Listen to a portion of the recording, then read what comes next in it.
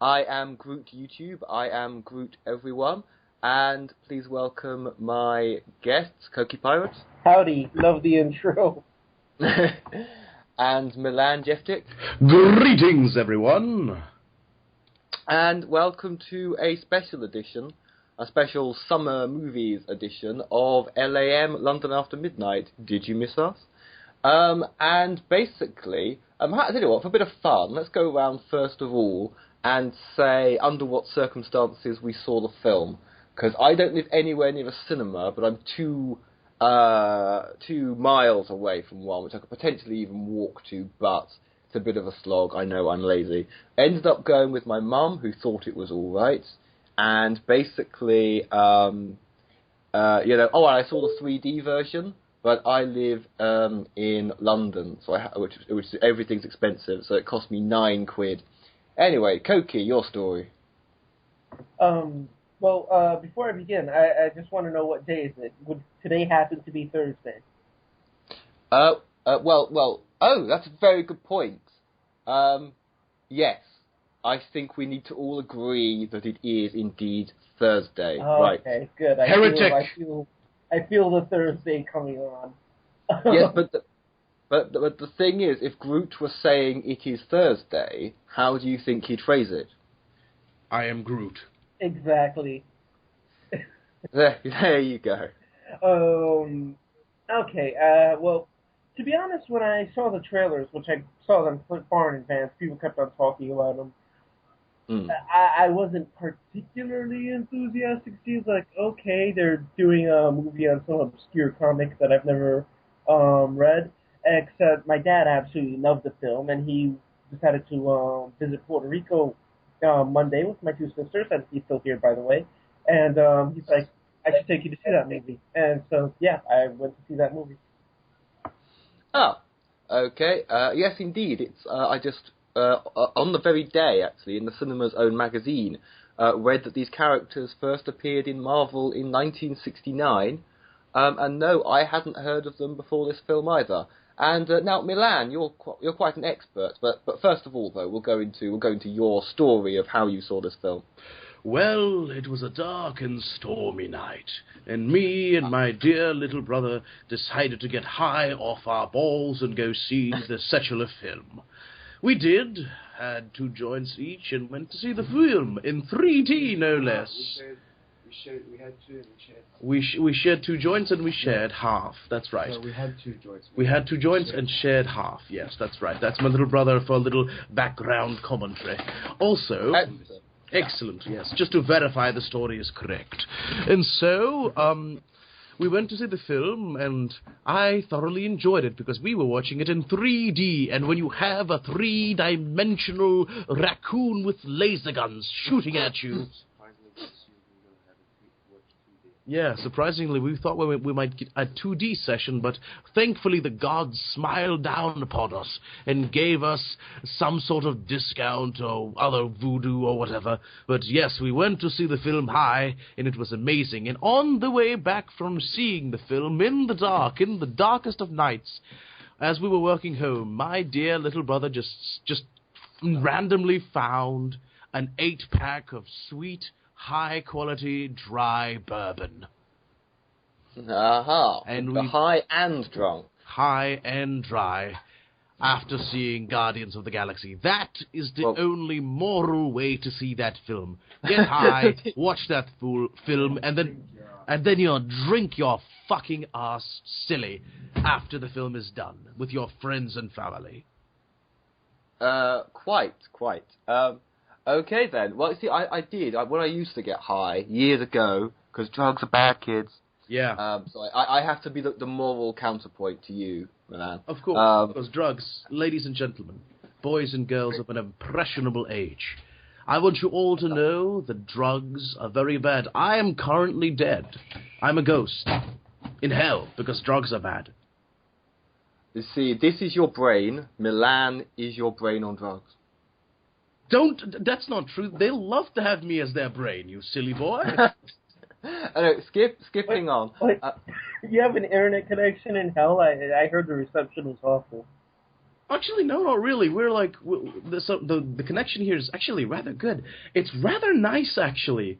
It's a lot of red boys and girls, really hot ones in black bondage whipping each other. It's a lot of fun. And there's great coffee, too. I see. Yes. Okay, then. I must say, actually, one thing that I thought about seeing this film was never thought I'd get an erection over a green girl's butt, but also never thought I'd cry a real tear, shed a tear over the death of a sentient tree. But sexually, can I just point out the nerdgasm that you're seeing Lieutenant Uhura painted green fighting Amy Pond from Doctor Who painted blue.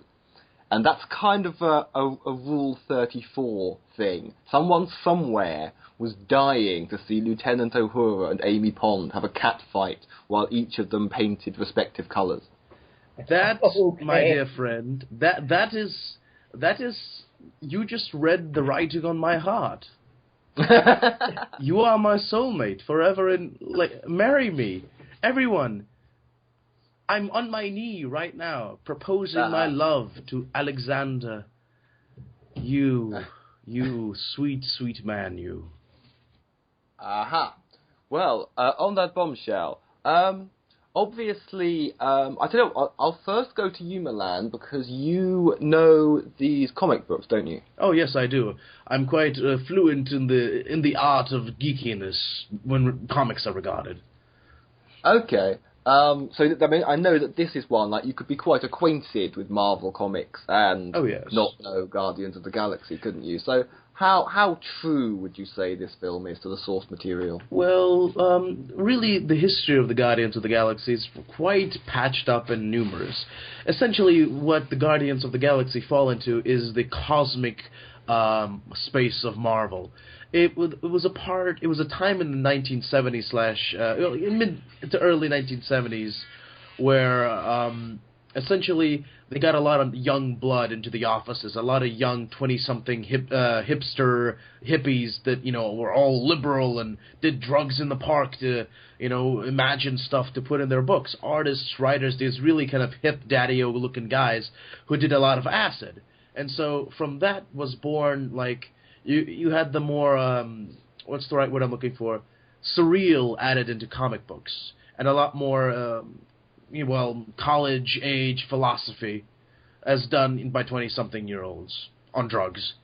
And, okay. And essentially, you have Thanos, you have, Captain Marvel, you have, the original Guardians of the Galaxy, who were essentially this team in ancient times composed of great heroes of the universe, back when the universe was young. And, you had a certain, Guardians of the Galaxy in the 80s, and then that one happens to be, it's essentially a constantly rebooted team with multiple members spanning generations and billions of thousands of years. It's not like a great league, but some heroes kind of take the title when a big threat is taken. And that in the 1970s and 60s, you had that iteration of the Guardians of the Galaxy, the one we saw in the movie with Rocket Raccoon. Well, in the 1970s, may I say, the one that with Rocket Raccoon and Groot and all that. That more mirrors the 1970s, but also the more modern stuff, the more mid to late 2000s. Era of comics. That's where you get the storylines like Annihilation and that kind of really specific group of of Groot, Star-Lord, all the characters. Sorry, I'm rambling. That's okay. The only other version I've seen is on YouTube. There's some clips of them as animated characters. I think making a guest appearance on an Avengers animated thing. Oh yes, yes, that's right. But the observation I made there was that Rocket is a Cockney. Okay. That was interesting. They'd made Rocket a Cockney raccoon for some particular reason, which they obviously didn't do with this film. It's an interesting piece of profiling. That, yeah, somebody at some point went, we need a Cockney to voice this raccoon, even though there are no raccoons in Western Europe. Yes. We need we need somebody short, furry, and bad-tempered to voice this animated raccoon creature. Let's do that. If Bob Hoskins was still alive, I can imagine him voicing Rocket. Yeah, an older Rocket, definitely. Yeah. So, well, I tell you what. In counterpoint, Koki, you're as unfamiliar with earlier versions of these characters as I am, but you are into kind of Marvel usually. But I think you said to me a while back that you weren't as excited about this as some other projects. Having seen it, what do you think? It was alright. I mean, a lot of people absolutely loved it, even a lot of people who weren't familiar with the comics. I feel like they're seeing something I didn't. I thought it was a good movie, a good enough movie, but I don't know. I guess I just was unable to get myself excited about this. Maybe it was the genre, this whole space romp thing. Oh, okay. Now that Milan has made the revelation that this film involving a friendship between a talking raccoon and a sentient tree, that, there were drugs involved in the creative process, do you join me in being shocked? I, frankly, am just mortified and ashamed, and the Marvel company should just feel really ashamed that they would allow such drug-rattled hooligans into their offices to write these comic books for our children. Our children back in the 1970s got their minds blown and expanded by all these drug references. It's ridiculous. Oh, my God. But, yeah. Okay. Mm-hmm. That's my impression of a concerned mother back in the 1970s. I don't know why she's British. As for me, yeah, I can barely contain my shock. Well, my quick review of this film, although I kind of already gave it, well, my status was the thing about the green. That's the thing, though. I did have such a boner for the green girl, who I can't actually name. What was her name? Is Gamora. She's the daughter. Gamora. Gamora. She's the daughter of Thanos, the big. Right, gotcha. Okay. Yeah, pink guy in golden armor. Okay, right, there you go. And basically, I described it to someone recently as it does what it says on the tin film. It's a big, fun, 3D, well, not necessarily 3D, but it can be 3D. If you're seeing it in the cinema just the once, may as well go for the 3D version if you can. Popcorn film, possibly with slightly more to it than I was expecting, and lots of jokes along the way. It was a bit different in certain respects, but maybe I'll come to that a bit more later. Funny enough, this movie kind of really looked like a high-budget Doctor Who episode. I kind of thought it was a bit like a high-budget Doctor Who. A lot of people have been saying it looks like Firefly. No, more like Doctor Who. All the creatures are just, all the aliens, quote-unquote, are just people with face paint on. It's more Doctor Who, I think, at least modern-day Doctor Who. But yeah, I gotta say, like, this film, I think it just did what movies back in the old days used to do, actually tell a story and just really introduce new characters. I mean, with the whole Guardians of the Galaxy, franchise being, like you said before, not really well known. It has its fans, but, it's not really all that big. But, but so they decided, you know what, let's just go the whole 80s movie Star Wars route and actually introduce characters, characterize them, and make you fall in love with them. And boom, it just it's very old-time, classic adventure fiction, disposable adventure fiction, the stuff that kind of fed the fires of the pulp and early comic book movement. It's just pure adventure. It's simple, with definitely some brains and balls to it. and it's just a lot of fun, and it's a great film, and I loved it, and yeah, that's my tiny little some thing of a review. I definitely agree. I think it was time to have a film that was essentially just a bit of fun. It felt like the beginning of something epic. I did notice the confidence they had because obviously a lot of the ending is we are establishing we are the Guardians of the Galaxy. Definitely.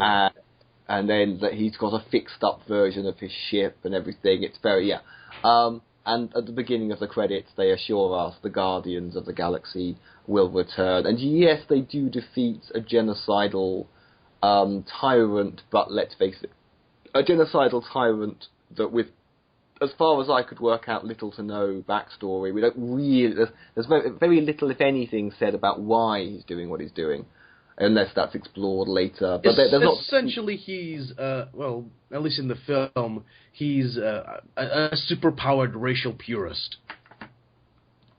Okay, but there's normally some story behind, ideology like that. But it was all right. He's a big blue racist with a hammer. What more do you want? Okay, fine. And in terms of it having something to it, I suppose Quill having a tragic backstory and the moving stuff with his mother, and I did not expect, because as far as I was concerned, look, these are the Guardians of the Galaxy, so I didn't expect one of them to, spoiler alert, but I'll put a spoiler warning in the fucking title, okay? But one of them not to survive the film, so there was a legit sacrifice, as I assume that he can't, the little Groot isn't literally going to be Groot, is it? That is a baby, that is his offspring in a sense, not... No, that's Groot. He's alive. Oh, Groot just or what? Okay, why was Rocket crying then? Well, it's a tree. Tree burns. He didn't know. When little Groot came alive in his lap on the ship, and he looked down like, oh, I didn't know you could do that. Well, why did he put the stick in the plant pot then? Well, I don't know, to honor his dead friend. And since he's a tree, why not try to plant him? So there was no guarantee that it would happen? Not at all, no. So it's... Okay, so he's Doctor Who dead. He's regenerated.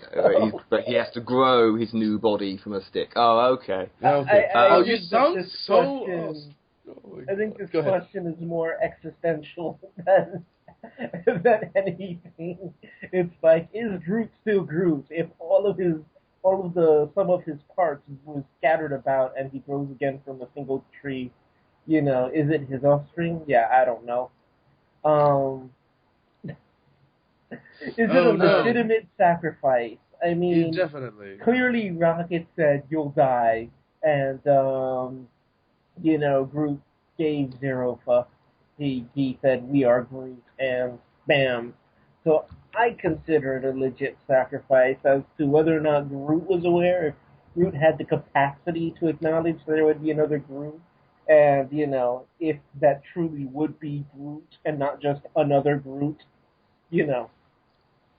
And, also, right, because we're not really sure about the memories and development and experience. We just know that he'll grow wings as he gets older. But I mean, the thing here is, like, if he can only say 3 words, how is he able to follow? Because he appears to be following conversations, and he appears to follow everything that's going on, like knowing what needed to be done and stuff like that. So, does anybody understand how I can only say these 3 words, but I seem to understand a lot more? Well, it's kind of a gag thing, because you got a cute anthropomorphic cartoon with a laser gun essentially talking to a tree that can only say 3 words.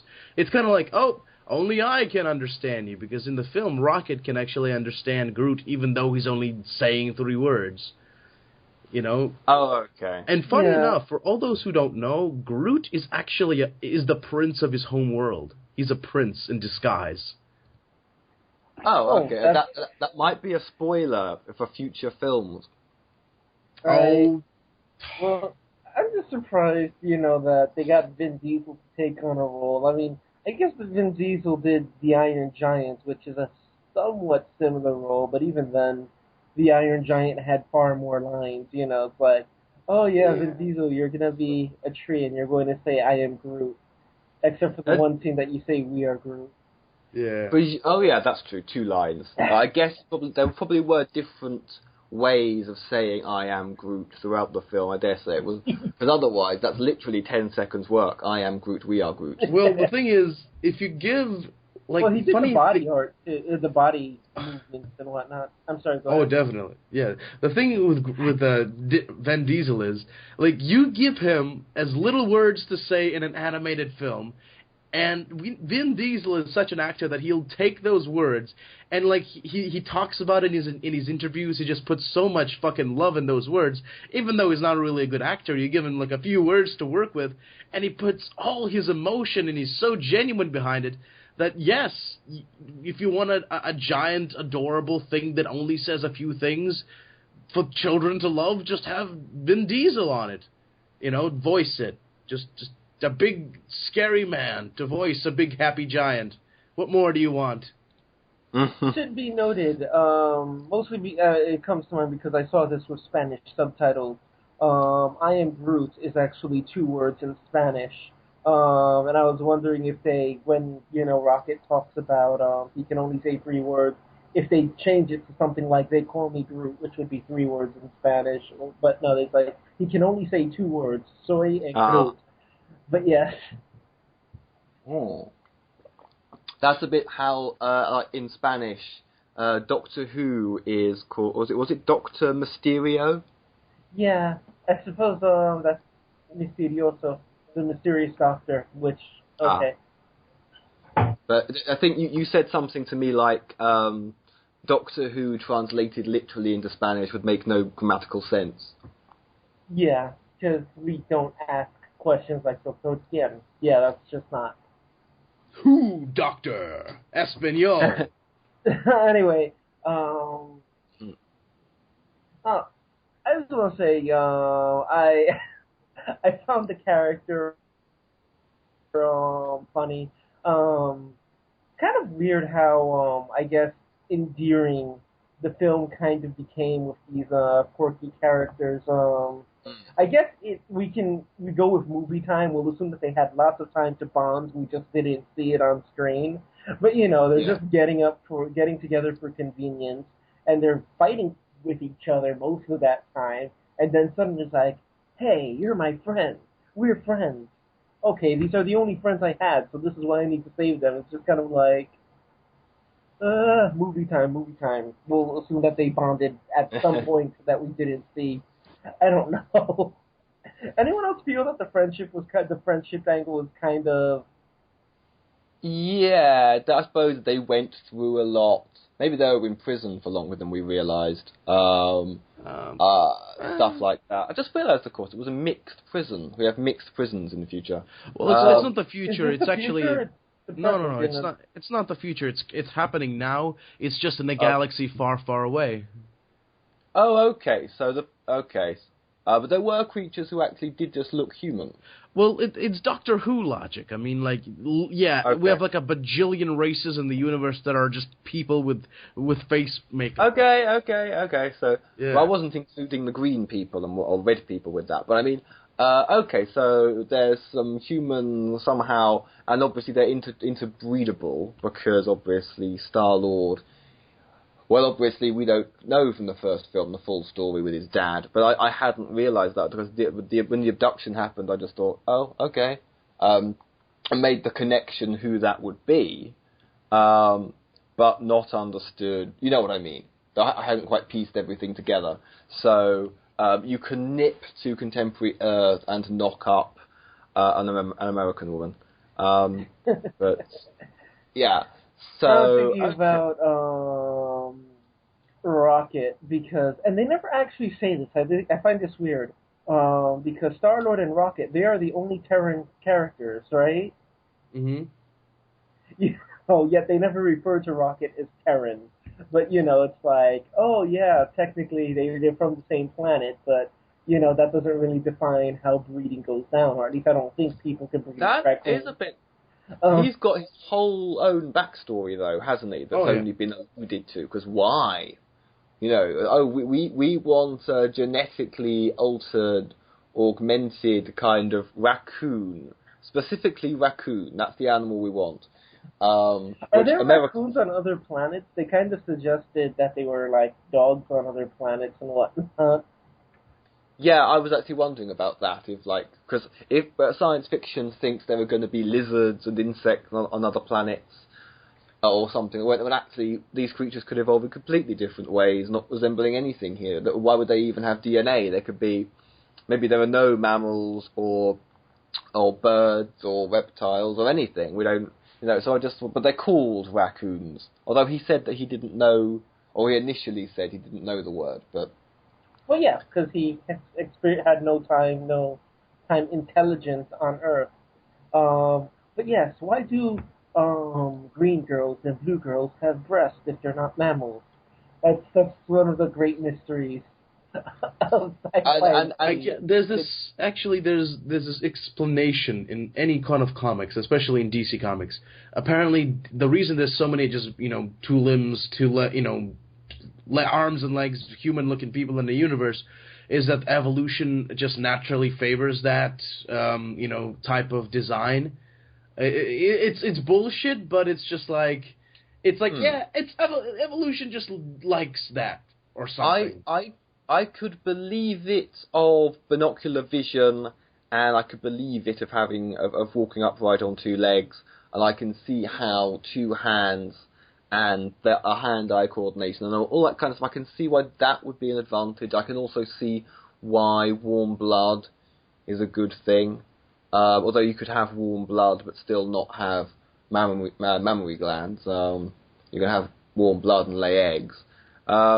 Well, we don't know, really. But yes, all these things, like the Silurians in Doctor Who, have booby bumps for no reason. Why would they breastfeed?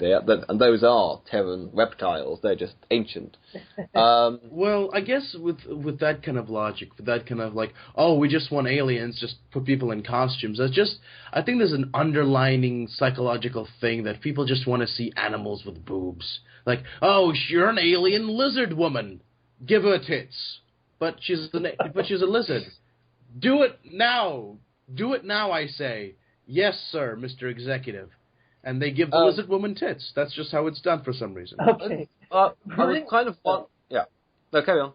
I was going to say, bringing it back to Guardians of the Galaxy, is Drax what you get when you cross a Vulcan and a Klingon? You get this overly pedantic warrior alien, or...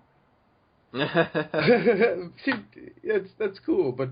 Huh. I did like that bit. I did like that bit of the, that everything has to be, He's super literal. His species doesn't have the words for, can't grasp the concept of literacy, being literal about stuff. Or not being, Is this Batista's first performance? I don't think I knew him as an actor before this. I knew that he was a wrestler, but. Oh, he is a wrestler, but I think he did appear in a few kind of B-level action movies, one or two. He's a wrestler, but those guys kind of big guy. We need a big guy to punch another guy in a movie, and let's get Batista or whatever. He's not a movie star. This very well could be his first performance, but it wouldn't surprise me if it isn't. If it is his Hollywood debut, I thought he emoted really well. Of course. Well, I didn't know he was a wrestler. I thought he looked familiar, but no, I thought he did a really good job. Okay. Wrestlers as actors, anyway. Wrestlers are essentially ballerinas on steroids. Oh yeah, because all the fighting's all fake. Yeah, it's all fake. They're ballerinas. They're ballerinas on steroids. And they pretend to have grudges and all of that. He's also a mixed martial arts fighter, but yeah.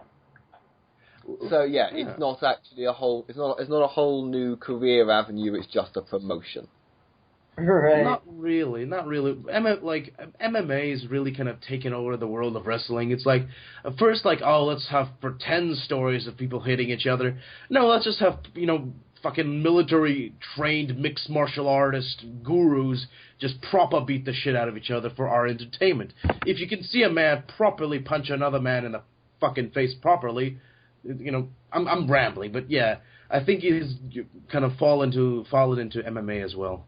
Okay, so we have Drax, who, well, they have him in an alien, paint, but we also have Warhawk, and arguably we have Groot in terms of non-white actors in the Marvel Universe. Obviously, the one person who isn't in paint or anything is, a white male. But I don't think there are many minorities. So, this movie... Oh, hang on. Well, the green girl's black. Oh, yeah. Well, yeah, she's really light-skinned. You know what I've seen the promotional trailers of Gamora not having essentially any eyebrows. And when I first saw, like, spoiler warning, everyone. When I first saw, like, that very first scene in the movie, when we see a Star-Lord's dying mother, and she has no eyebrows, I'm like, aha, okay. I'm like, this is either really cute or a delayed, Epicurus? Not Epicurus. Don't worry about it. Don't worry about it. Okay. Okay, so yeah, I think it's kind of sad that they have to use like alien paint as the opportunity, but it's nice that at least we're starting to see some, non-white individuals appear in the Marvel movies, because when you think about all of the other main characters, when you look at the Avengers, they also had a Puerto Rican actor in the movie, though his role was much more minor. He was the collector guy. Oh, okay.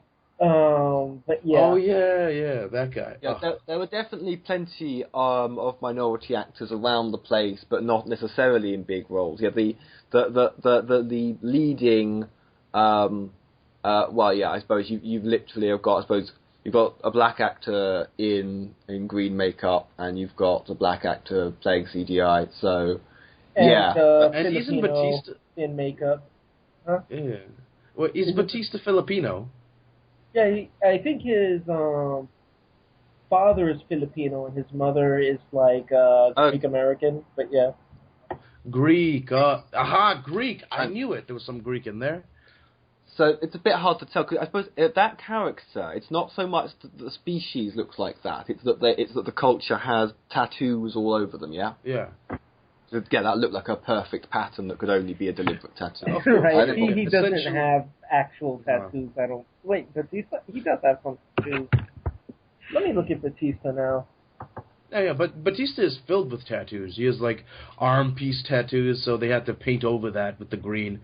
But yeah, the reason Drax has those tattoos, because when his family died, originally he kind of appeared in this kind of completely purple bodysuit thing with a cape, but then they kind of said, let's just give him red tattoos because he's green, and give him 2 knives and take his shirt off.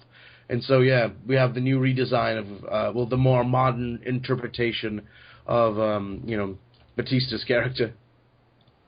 Oh, okay.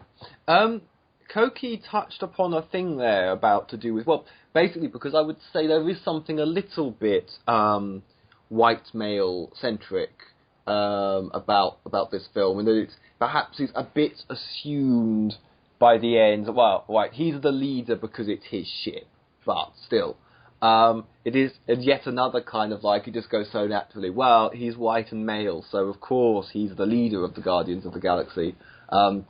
By the end, at least. Well, yeah. I don't really think that's the case. The people, Tumblr girls will always go like, oh, white. Like, the thing is, he's too funny and way too charismatic to not, if it's just a bland, actor like Chris Pines who has no charisma whatsoever, leading a group of multicultural friends. I don't get it, because, like, motherfucker, you don't have any charisma. That black guy next to you sure has some charisma. That's why everyone's going to remember him in 5 years instead of your lame ass. But, the main actor who plays Star-Lord, I forget his name, but originally he's a kind of a Seth Rogen kind of frumpy comedian guy, but he lost a lot of weight and got really, really, really fucking hot in this film.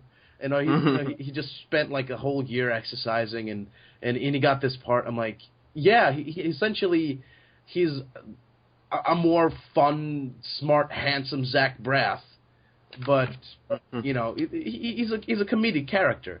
He And delivered a really good performance. Yeah. Yeah, Yeah, totally. I thought all the actors were enjoyable. I think Tumblr feminists would mainly go on about the tropes. Now, I'm going to talk a bit about tropes and cliches, because obviously it's a comic book from 1969. Yeah. And this green whore, she is also my friend.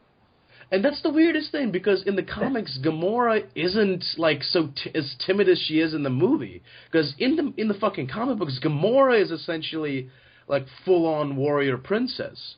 Like, she's dressed up like something from a Burroughs story, but you know, she's dressed up like one of those, you know, Princess of Mars, green girl in a bikini. She wears like proper, you know, space-worthy jumpsuit now, but in her original 1960s debut, she had like very little clothes on. But now she's developed into like this complete and utter killing machine since the 70s. She was Thanos' like head assassin.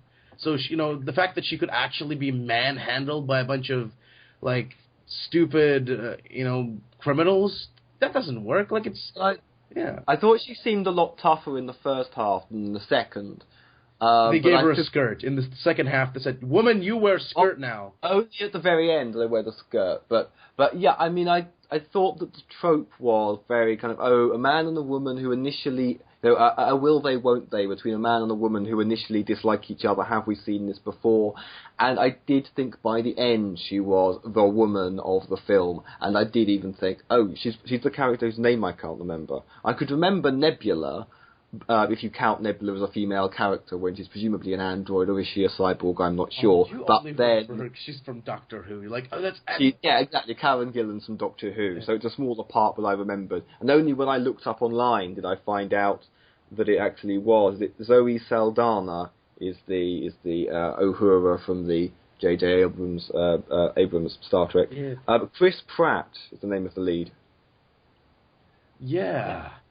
Chris Pratt. I was just thinking about that scene that's like, I won't fall for your pelvic sorcery. You know, that whole, like, I wouldn't mind some of his pelvic sorcery. Oh, my. Right. Yes, and, being called a whore, there really was no reason for that.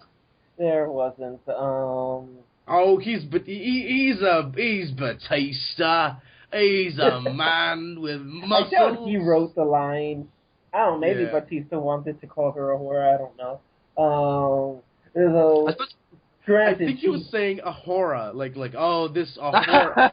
Oh, this green horror. Yes, that would have been awesome. And she, like, cut him up. I'm not a whore. Motherfucker, remember your lines. But, yeah, that whole sort of getting together thing, the romance was just kind of meh. And you're right, she is the woman of the film. It's sort of like a Smurfette principle. We have, like, this group of men. We need to have at least one woman to make it seem like it's a bit more diverse, but at the same time just put it there because it's not really. Well, isn't Groot technically considered a completely non-gender character? That would be true. A plant is neither male nor female, so but Sure. Came across as male though. Yeah, just because he has broad shoulders and in like a thin you male voice. The other thing I want to point out is the director James Gunn was inviting us to enjoy Zoe Saldana's behind. Continuous. From start to finish. Definitely. Yeah. The thing is, I think she kind of... Like, I liked her in Star Trek more. That's the only thing I liked about Star Trek. And Sylar is fucking Spock. But, yeah, like, she's... Like, if you only Does she even do anything in Into Darkness? She stands around in a shirt skirt. That's essentially... Yes. Is that the highlight of Into Darkness? And she takes her clothes off. She takes her clothes off, and we see her in her underwear. And, you know, I for all those Tumblr girls out there, I am bisexual. I enjoy the cock, but I also enjoy some vagina on occasion. So don't jump on my back. I'm also bisexual, and I think the only thing that saved Into Darkness was that Benedict Cumberbatch took his shirt off. Oh fuck yes. Okay. Yeah. I'm not. No, I feel like a normie. The thing is, Gamora is one of those characters she's thin, but she's fucking built, right? She's a warrior princess. She's like, and Sally Saldana, she looked too thin. I mean, just have some. I want some. She was pretty. She was Zoe Saldana. There's no way you can not make her hot. But just like, eat a sandwich, girl. Eat a sandwich. You got a nice. Oh my god. But still, she's a fine, strong female lead. But she should have punched people in the face more. Well, only if the story... Yeah, go, sorry, carry on, Cookie. But yeah, I was going to say that, well, it is, I guess, kind of poo that the main lead, was the white male when he has, like, this multi-ethnic supporting cast. I will say, though, it was a really good. He played it really well. And, I don't know if someone else could have played, like, maybe there would have been other actors, but I think the part was played perfectly by this guy. And the intro, when he's listening to the music and kicking the dinosaurs, and he's just, I really liked, oh my god, the music in this film was awesome. He wasn't the comedic relief because he was also the lead, but, he was a really good lead is what I mean to say. So on that basis, I would forgive that the only person not in paint is white, but yeah. Yeah. I also like the fact, like, it's just, I guess I didn't really notice the whole white man in charge thing because there was, like, also white people there and people of all kind of races. But, yeah, I get how people can see that, but I don't know. Isn't Zach Braff, isn't he, like, Irish or something? Well, Irish descent. Oh, fuck. I just love that man's stubble. If I could just, just put my cheek next to that stubble and just kind of, I just want to feel your stubble on my cheek, man. That's all I want to do. Oh. By the way, we have no idea what Vin Diesel's ethnic background really is. All he knows is that his mother's relationship would have violated some of the laws regarding, segregation and not intermixing at the time. But yeah, he says he identifies as a person of color, but beyond that, I don't know. Is he Asian? Is he Latino? We have no idea. He's mochaccino. Okay, wow. But yeah, anyway. Like the coffee, he's a mochaccino mix, baby. Okay, wow. But yeah, what about Rocket? He was a raccoon. Yes. Is that an ethnic minority? How's the Rocket? How's the raccoon? No. He was a white straight raccoon. That's what he was. I'd like to go around with a topic that it's sort of almost come up, because one of my thoughts about this film was very enjoyable, is that you didn't need certain things. It didn't need words like whore. It didn't need any swearing. It didn't need its sexual references, some of which were stupid. The position they were in after they'd been floating in space. They're like, okay, look, if you cut out the things that made, well, in the UK it's a 12 certificate, in the US I know it's called PG-13, all those stupid things would add up to like 2 minutes of the whole film, and then it would be a PG. And I just want to think, and apart from anything else, what if it's the younger kid who likes this comic book, and they don't get to see it, and older brother and older sister do? The funny thing is, they're only just recently restarted, like the Guardians of the Galaxy title. It's a lot of fun. Go check it out. It's they've kind of taken the same feel as the movie, but with all that kind of crass stuff removed, and it's just pure lighthearted adventure. But all that other stuff, like the kind of the more PG kind of that's not really suitable for kids style of humor here. I think it's a little bit more biting than your average Marvel movie, which I kind of like. It has a little bit more, a bit more of a bite to it, but it's not overly like, it's not an R at all, but it doesn't feel that like I can see like some children might be a little scared of it, like, oh, they said a naughty word, but they're not saying naughty words that would kind of be naughty to today's generation. It's like, oh, they said, a bad word that they said in the movie. It's not really that bad, but yeah, it's just a little bit more fun. Koki, should they have just cut a couple of minutes from this film and made this fun for the whole family, a PG? That's something I didn't really think about. I need this guy's leg. I just wanted to see if he could do it. That's rather dark for a kid, but I guess that's not something that would warrant a PG-13 on its own. What?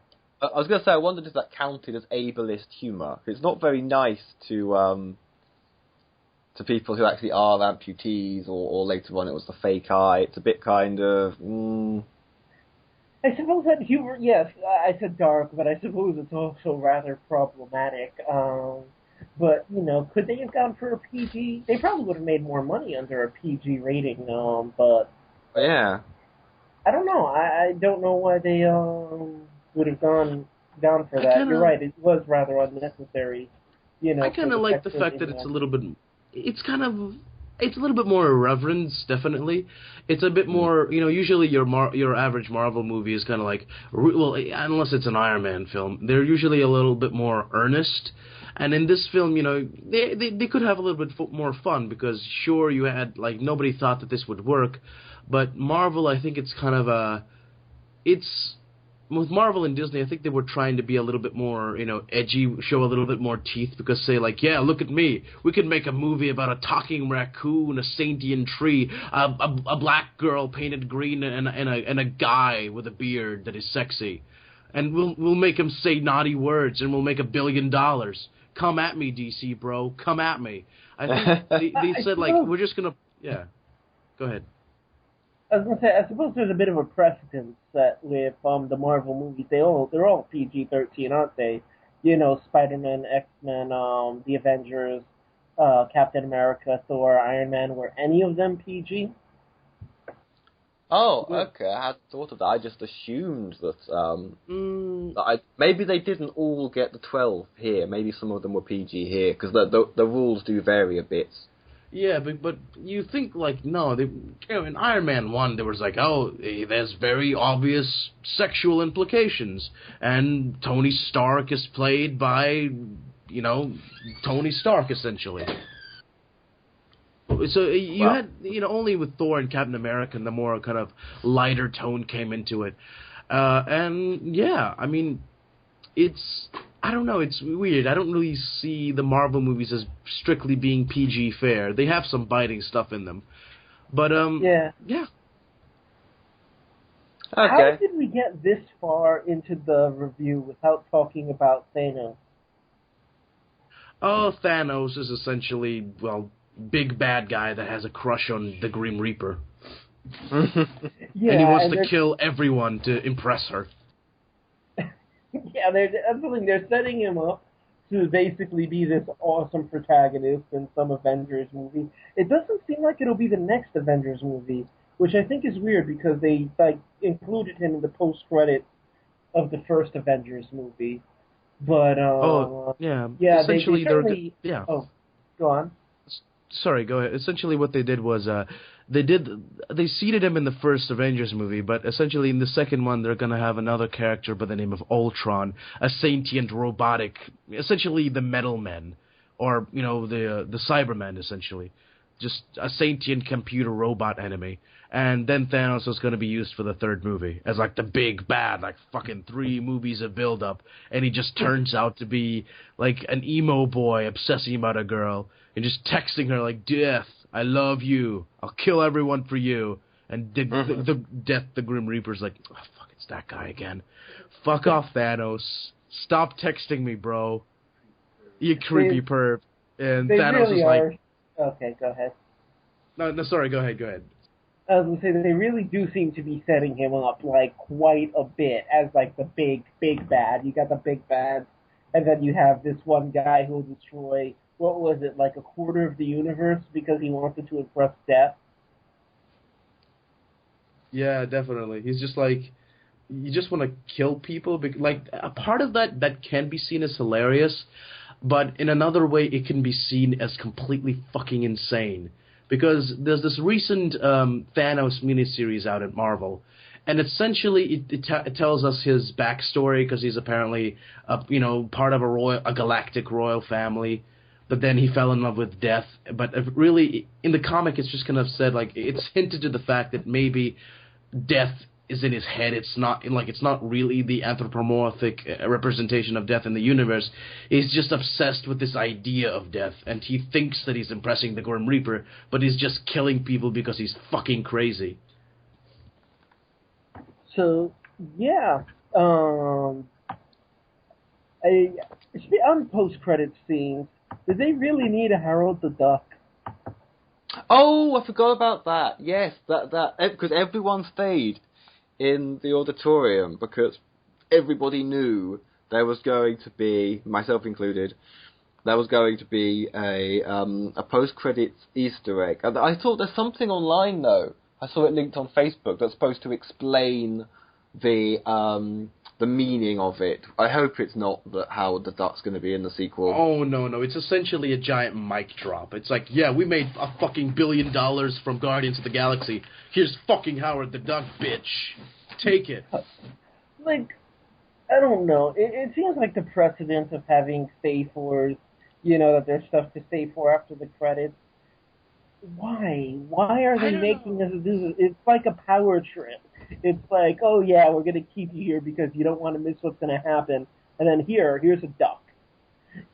Someone only has to record it on their phone, upload it, and go, there you go, that's it. And then it will go viral and everyone will know it. It's like, oh, it's Howard the Duck, so we don't need to stay for that bit. Okay, bye. Okay, yeah. Because imagine, at least our screen, which actually had like not that many people, it wasn't like full. But imagine if it being full, what they've done is made everyone leave at the same time instead of people leaving at different points during the credits. So you've made the process of leaving a cinema potentially more annoying. Yeah. But anyway, I'm going to go around, and if anyone can say, I'll say I can't pick a final moment out of the humour because I did like the jokes, including the artificial leg bit, even though I questioned it, But mainly, I think you've got to love that whole ending, the whole climax, including, of course, let me see, Zoe Saldana versus Karen Gillan. I've got to say that's my favourite part, haven't I?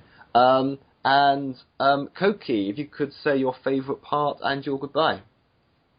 Pretty much anything with that Merle guy from The Walking Dead. He whistles, his arrow kicks butt. It's so weird to see this guy as an alien. I just know him as this, southern racist guy in a zombie apocalypse. And he's like, you should be grateful that I didn't eat you. It's just like, what? Yeah. Space Cajuns. They're fucking Space Cajuns. It's amazing. Yes, I just found that character, everything revolving around that character, to be hilarious. Funny thing is, he's a little spoiler. That guy is actually one of the original members of the Guardians of the Galaxy, like the one in the very beginning, the very first team. Okay. Right. Okay. Yeah. There's a lot I did not know. And your goodbye, Koki. And my goodbye is... I was going to say we are Groot, but I guess you already did that with the intro. So, may the hamster of prosperity and Groot be upon your heads. Aha, and Milan, your favourite moment and your sign-off. Every single frame, second, laugh, explosion of the damn thing. I loved it all. It's it's enclosed in a giant ball of happiness for me. I love the whole thing. But anyway, all you ladies, boys, girls of every age, gender, sexuality, preference, color, religious belief, and lack thereof, this has been your friend and compatriot, Milan Jaftik, saying goodbye, I suppose. Excellent. And I think my sign-off is I'm hooked on a feeling. I'm high on believing that you're in love with me. I think I've got those lyrics right. Awesome Yes. soundtrack. Love the soundtrack. I love the soundtrack. I'm downloading it illegally as we speak. Oh no, the police are here. Goodbye, everyone. Like you didn't say that publicly or anything, Milan. Oh no, I'm just joking. I always buy stuff from iTunes. iTunes. Buy your stuff from there. I will. Linked in the description. And I think this has been the London After Midnight special, and I believe the next one will be on the In-Betweeners 2 movie, but I'm not certain. But until then, night internet, night everyone.